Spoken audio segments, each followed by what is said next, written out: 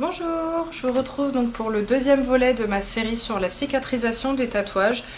Dans la première vidéo que je vous mettrai en barre d'infos, je traitais de la question de la durée, de la cicatrisation et des gestes à éviter, les signes avant-coureurs d'une cicatrisation qui se passe mal, etc. Enfin voilà. Aujourd'hui, je vais vous parler des différentes méthodes de cicatrisation.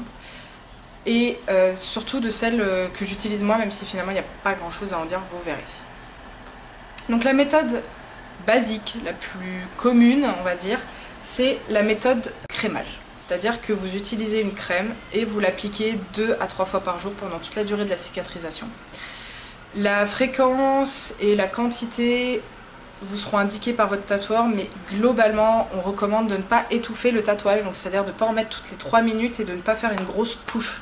Il faut délicatement masser le tatouage pour faire pénétrer la crème, attendre un petit peu avant de s'habiller si jamais le tatouage doit être sous un vêtement, et puis après vite à vie quoi. La bonne fréquence en fait c'est simplement d'attendre que le tatouage soit un peu désagréable et tire, et à ce moment là ça veut dire qu'il faut mettre un petit peu de crème. On peut en mettre très légèrement si le tatouage gratte. Voilà, on met une toute petite noisette sur le bout du doigt et on frotte. C'est juste histoire de lier l'utile à l'agréable. Allez hop, je t'hydrate un petit coup, vite fait, et en même temps je me soulage sans gratter. Voilà. C'est la méthode donc la plus utilisée, la plus commune, et je pense que si vous allez chez un tatoueur et que vous lui demandez quelle méthode il faut utiliser pour cicatriser son tatouage, il vous dira la crème. Voilà. Dans la prochaine vidéo, je vous expliquerai plus exactement quelle crème privilégier, quelle crème éviter, pourquoi, comment, etc. Mais là, je ne vais pas rentrer dans les détails, c'est vraiment juste vous parler des méthodes. La seconde méthode, c'est la CMH, ou cicatrisation en milieu humide. Alors, là, il y a beaucoup de choses à dire. Pour cette méthode, la technique, en fait, consiste à poser ce qu'on appelle un film transparent. Alors, la marque que j'ai là, c'est du Tegaderm. Voilà. De chez 3M, et c'est du 10 cm par 2 mètres. Ce n'est pas un film stérile, mais c'est souvent ce qui est utilisé par exemple pour faire tenir les cathéters dans le bras, etc. ou sur le dos de la main. C'est un peu ce principe-là. C'est aussi le genre de film qui est utilisé pour les peaux abîmées comme les grands brûlés par exemple. Alors c'est pas exactement celui-là parce qu'il n'est pas stérile, mais c'est le même principe. Et en fait ce film se coupe à la longueur que l'on veut et est superposable. Donc les grandes pièces qui ne rentrent pas dans un seul et même film comme ça peuvent tout à fait être couvertes par plusieurs morceaux. Le principe en fait de ce film, c'est que il va laisser passer les gaz, donc oxygène et dioxyde de carbone, si je ne me trompe pas, mais pas les liquides. C'est-à-dire que quand vous allez vous laver, etc., l'eau ne va pas pénétrer, et la lymphe qui sera contenue sous votre pansement, on va dire, restera à l'intérieur. Et c'est tout le principe, en fait. C'est-à-dire que toutes les agressions extérieures, toutes les bactéries, les poussières, les poils, vraiment toutes les saletés de l'extérieur ne rentreront pas dans le pansement. Et ce qui va permettre à votre tatouage de cicatriser, donc c'est-à-dire la lymphe, va rester. La lymphe est une partie très importante, je suis désolée ça me gratte, une partie très importante de la cicatrisation. Donc la garder pendant plusieurs jours sans sécher, ça permet en fait une régénération plus importante et plus rapide de la peau. Donc c'est plutôt pas mal. Maintenant, le petit souci, c'est que ça ne va pas sur toutes les parties du corps. Les zones trop rondes ou qui bougent trop comme les mains et les pieds, ça ne marchera pas parce que le pansement va tellement bouger qu'au bout d'un moment, ça va se décoller. Le principe de fonctionnement, c'est que le film va adhérer à la peau saine qui sera autour de votre tatouage, donc il faut prévoir quand même 2 bons centimètres autour pour que ça colle bien et que le pansement tienne tout du long. Et la peau abîmé, on va dire, en tout cas qui a été un peu lésé, va produire de la lymphe et donc ne collera pas. C'est tout le principe. C'est pourquoi il faut le faire très rapidement après la procédure, le jour même, c'est mieux. Soit directement après le tatouage si votre tatoueur accepte de vous poser le pansement directement, ou en rentrant chez vous, après la procédure, vous enlevez le cellophane, vous nettoyez soigneusement votre tatouage, vous le séchez bien, et pouf, pansement, et vous laissez dégorger. Voilà. Moi, c'est une technique qui ne marche pas, parce que comme je disais dans la première vidéo, je lymphe peu et pas longtemps. J'ai essayé 2 fois, une fois sur ma cuisse, une fois sur l'avant-bras pour ce tatouage-là, donc qui est quand même assez rempli. Hein. Ça n'a pas marché, parce que j'ai lymphé trop peu, et le tatouage a collé au pansement. Autant vous dire que ça colle bien, c'est tout le principe, parce que c'est censé tenir sur une peau lésée pour faire la cicatrisation, donc il ne faut pas que ça bouge. Ça colle super bien. Et alors à décoller c'était déjà super douloureux, et en plus ça m'a arraché des croûtes, donc j'ai dû faire des retouches.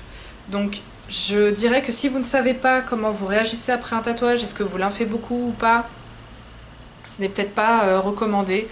Pareil si vous faites un tatouage très fin, avec peu de remplissage, voire pas de remplissage, que de la ligne et tout, je vous recommande pas de le faire parce que ça ne dégorgera probablement pas suffisamment pour empêcher que ça colle. Voilà, donc c'est à essayer sur une pièce relativement imposante ou en tout cas suffisamment chargée pour que ça se passe bien.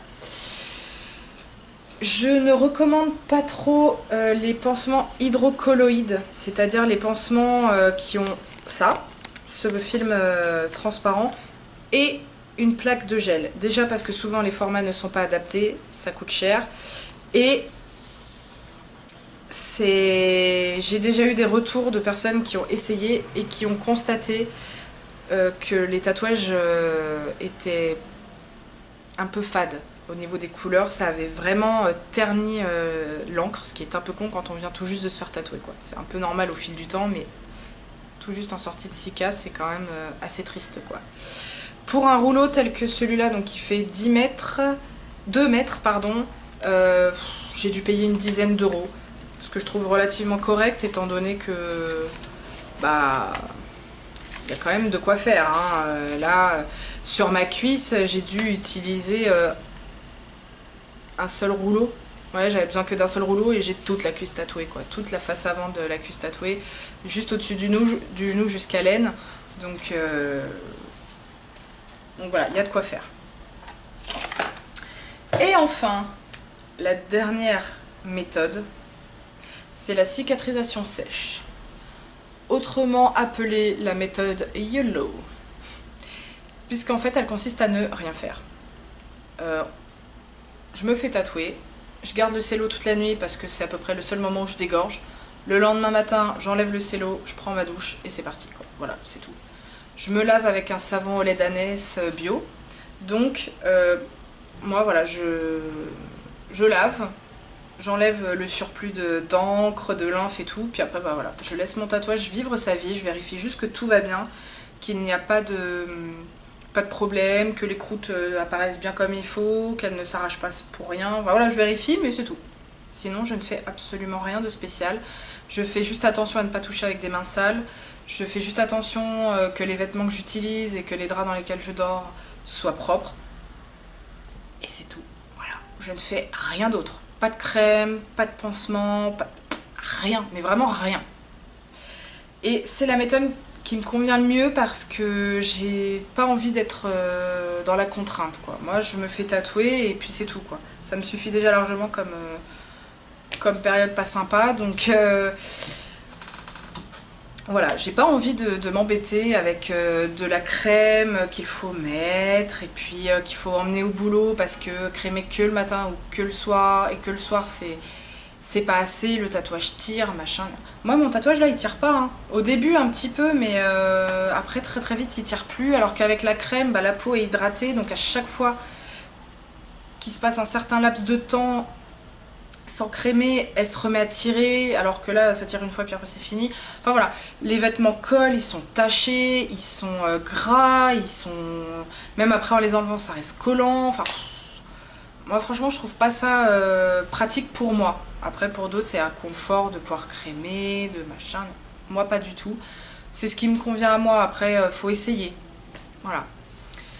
Concernant les méthodes alternatives, alors ce que j'appelle les méthodes alternatives, c'est tout simplement les méthodes, il en existe autant qu'il y a de tatoueurs et de tatoués, c'est-à-dire un coup tu crèmes, et puis un coup tu crèmes pas, ou tu passes 3 jours sans crémer, puis après tu te mets à crémer, parce qu'il y a des tatoueurs qui vont dire voilà, pendant 3 jours tu laisses sécher, et après une fois que le tatouage est bien sec, tu commences à crémer, mais pas avant.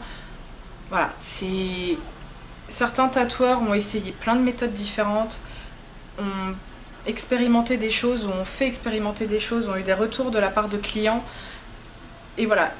Du coup, ils recommandent des choses, en général c'est pas anodin, s'ils recommandent quelque chose c'est qu'il y a une bonne raison. Selon certaines méthodes de tatouage, l'aquarelle, le dot, etc., la gravure, ou peu importe, certaines méthodes vont être peut-être plus appropriées que d'autres, plus confortables. Donc mon conseil avant toute chose, c'est d'écouter votre tatoueur, de suivre les instructions qu'il vous donne, à moins qu'il ne vous conseille quelque chose qui clairement, mais clairement ne vous convient pas du tout, vous en êtes sûr, vous le savez. Dans ce cas-là, c'est pas la peine de s'entêter, mais sinon, si vous êtes jeune tatoué, voire novice complètement, soyez bête et discipliné et écoutez ce que votre tatoueur a à vous dire. J'imagine que vous avez choisi un tatoueur en qui vous avez confiance, qui est doué, qui connaît son métier, qui connaît la cicatrisation, etc. Donc il n'y a pas de raison qu'il vous conseille n'importe quoi. Écoutez-le et faites ce qu'il vous dit tout simplement. Après, quand vous aurez plusieurs tatouages ou après plusieurs expérimentations, etc., vous saurez ce qui vous convient. Comme moi, voilà, j'ai essayé la crème, j'ai essayé plusieurs crèmes différentes, j'ai essayé le Tegaderm, et finalement, bah, tout ça pour juste... Et il n'y a que la cicatrisation sèche finalement qui me convient. Bon, bah voilà.